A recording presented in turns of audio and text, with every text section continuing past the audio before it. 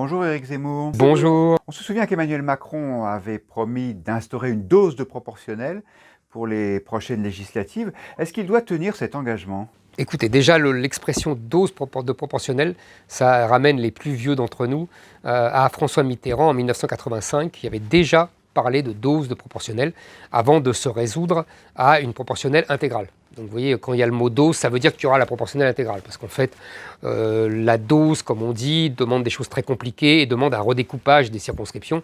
Et comme on le fait toujours au dernier moment, on n'a jamais le temps de le faire. Donc ça, oublions ce côté technique et essayons de voir sur les principes. La proportionnelle, a priori, est contraire à la Ve République. C'est-à-dire que la Ve République est liée au scrutin majoritaire à 2 tours. Pourquoi ? Parce que justement, Michel Debré et le général de Gaulle voulaient contenir les abus du régime d'assemblée de la IVe République, qui était régi par la proportionnelle et qui multipliait les groupes, les partis, etc. Et dans un désordre, il n'y avait plus de majorité pour gouverner. Vous voyez, ça, c'est vraiment l'esprit de la Ve République des commencements. Évidemment, on a une image des modes de scrutin. Les modes de scrutin, c'est fondamental.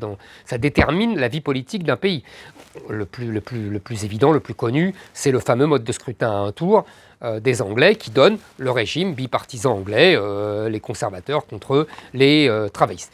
Et à l'envers, la proportionnelle aujourd'hui, oublions la IVe République, mais la proportionnelle aujourd'hui, ça donne des régimes ingouvernables. Ça donne Israël, ça donne même l'Italie. Enfin, vous voyez, c'est bon. Mais pourtant, la proportionnelle, c'est la promesse d'une représentation plus juste de la réalité politique du pays, non ? Et c'est une discussion depuis 2 siècles. On a le scrutin majoritaire qui permet de gouverner, la proportionnelle qui est plus juste parce que tout le monde est représenté. Mais même cette dichotomie-là qu'on a tous appris à Sciences Po, etc., est désuète. Parce que, je vous donne 2 exemples.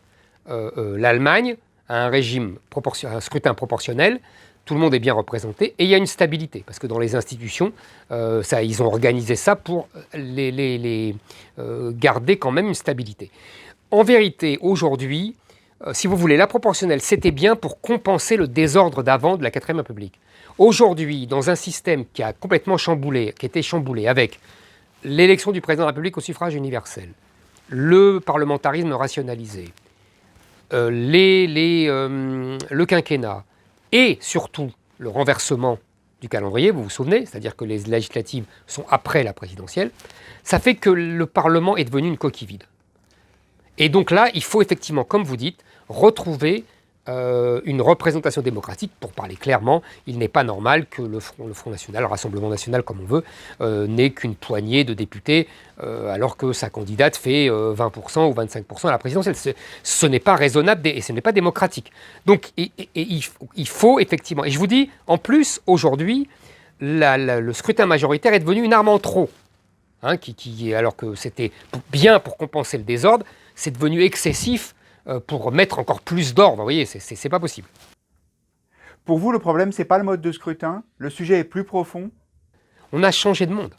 C'est-à-dire qu'aujourd'hui, les démocraties nationales sont gouvernées par, en tout cas en Europe, par la Commission de Bruxelles et ses fameuses directives auxquelles les gouvernements doivent se soumettre, et les juges qui, au nom de l'état de droit, interprètent la Déclaration des droits de l'homme, transforment des principes philosophiques en principes juridiques et donc, en vérité, font la loi à la place du législateur. Donc, si vous voulez, on dit la proportionnelle serait bien pour une représentation démocratique de tous les courants de pensée, on a raison, mais ça ne changerait pas ça. C'est-à-dire que de toute façon, même un Parlement plus représentatif n'aurait pas plus de pouvoir.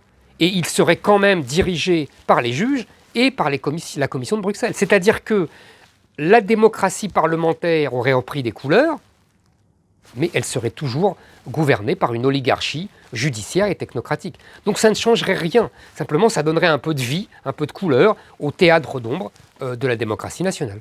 Merci Éric Zemmour.